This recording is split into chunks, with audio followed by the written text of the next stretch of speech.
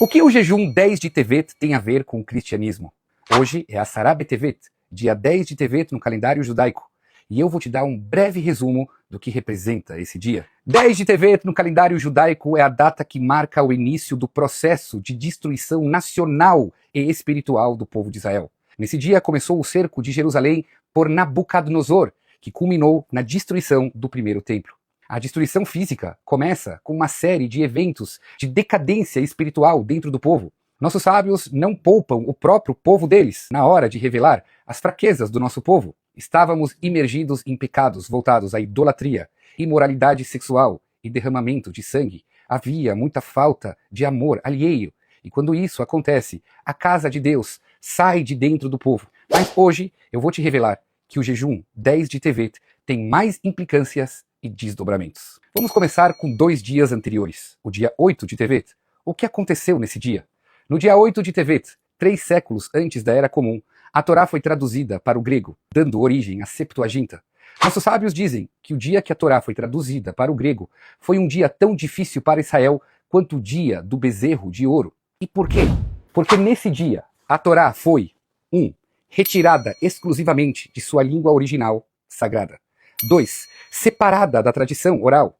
3. Entregue a uma cultura que não preserva os seus significados profundos. Deturparam a Torá colando teologias absurdas que nunca foram ditas por figuras bíblicas ou posteriores e que isso só surgiu por causa da tradução errada da palavra de Deus. Precisa de mais tragédias do que isso para jejuar no dia de hoje? Mas não acabou.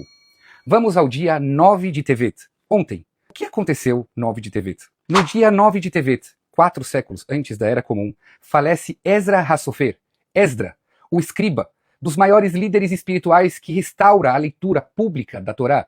Grande figura que contribuiu para preservar a fidelidade textual da Torá após o exílio babilônico. A perda de Esdra simboliza o enfraquecimento da liderança espiritual que guardava a Torá com precisão. Ele é o maior maçoreta que se tem registro na humanidade. E eu já vou te explicar. Portanto, o jejum de 10 de Tevet ganha ainda mais impacto com essas datas que são próximas a ele, fazendo todos esses dias se tornarem marcos importantes para lembrar o povo de Israel que para corrigir o futuro precisa conhecer o passado. Mas agora vamos para o que é importante para você que é cristão. Número 1. A Septuaginta rabínica não existe mais. Não existe a Septuaginta original. Se queimou num grande incêndio na Alexandria. 2. Não existe Septuaginta dos nossos sábios sobre livros dos profetas. 3. A Septuaginta que você tem em suas mãos já foi adulterada pela igreja. E 4, que é o ponto mais importante que eu percebo que as pessoas não sabem. A leitura maçorética da Torá é sim a prova mais antiga documentada da Torá Sagrada e não a Septuaginta ou manuscritos do Mar Morto. E eu vou te provar. Número 1. Nehemiah 8:8. Está escrito: Vaikreu vasefer betorat haElohim, meforash, som sechel vayavinu bamikra. Leram no livro da Torá de Deus, explicando o texto e transmitindo compreensão para que o povo entendesse o que estava sendo lido. O versículo deixa claro que já na época de Esdra, 5 séculos antes da Era Comum, se lia na Torá como um livro único, ou seja, um rolo. Primeiro lia-se em hebraico e depois se traduzia oralmente para línguas da diáspora, para que os leigos pudessem compreender. Sem falar que desse versículo, nossos sábios ainda aprendem, por intermédio de diuk, estudo de precisão textual, que a Torá foi lida com os Ta'amei Hamikra, sinais musicais que até hoje utilizamos em nossas sinagogas. Mas como vocês cristãos não acreditam no Talmud, nem vou me esforçar para provar isso. Eu vou te provar dos próprios manuscritos do Mar Morto que você acredita que a leitura maçorética veio antes de todos. Abram imagens dos manuscritos do Mar Morto.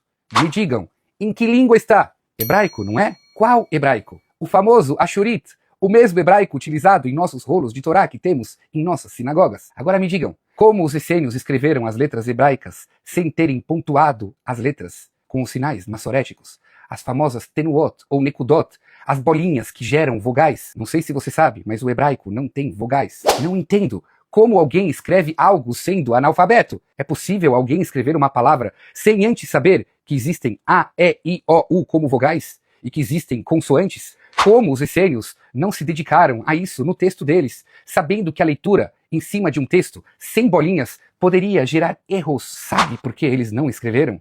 porque eles sabiam ler a Torá sem as pontuações de vogais, porque já conheciam as regras gramaticais do hebraico. Eles sabiam de massorética, como nós, judeus, até hoje, que lemos a Torá assim mesmo, na sinagoga, sem pontinhos. Somos nós que preservamos essa leitura há milhares de anos. Agora, dizer que os massoréticos só vieram na Idade Média é pura ignorância. Os massoréticos da Idade Média apenas compilaram, organizaram os estudos massoréticos, que são milenares. Ontem, alguém me perguntou, então por que não existe um rolo de Torá mais antigo que os manuscritos do Mar Morto? Mais antigo que a Septuaginta? Eu disse, muito obrigado por essa pergunta. A sua pergunta é a maior prova como os rolos da Torá vieram antes que os manuscritos do Mar Morto e que a Septuaginta. A própria ausência de rolos prova isso. Número 1. Pela tradição judaica, uma letra errada na Torá torna toda a Torá inválida. Um Yud se tornar um Vav, um Beit se tornar um Rav, invalida todo o rolo.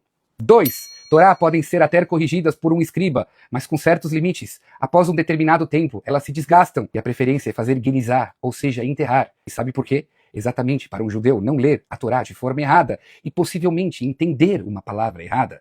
Número 3. Leia a história judaica e me diz por quantas diásporas e perseguições nós, judeus, passamos. Não é óbvio para você que seria impossível carregar um rolo de Torá de uma forma a ser despercebido? O fato de não ter um rolo de Torá que data antes aos manuscritos do Mar Morto ou a Septuaginta é a prova da integridade e preservação da Torá. Enfim, os manuscritos do Mar Morto só provam ainda mais como já existia a leitura massorética. E é por isso que o dia de hoje é triste. Nós jejuamos, e ele deve ser conhecido até mesmo por cristãos como um dia que representa a tragédia da Septuaginta que afeta diretamente vocês. E por causa dela existe um monte de versões de Bíblia.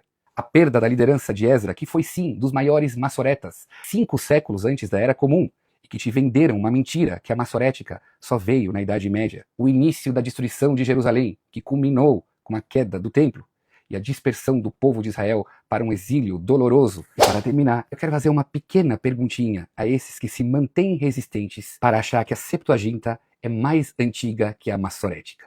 Procurem uma resposta para mim ou um drible de craque para me explicar como é possível que todos os judeus no mundo inteiro estão lendo a Torá todas as semanas em suas sinagogas com as mesmas palavras e por milhares de anos. Porque se eles estivessem lendo no Shabat, a sua Septuaginta iria-se ter pelo menos 5 leituras diferentes da palavra de Deus.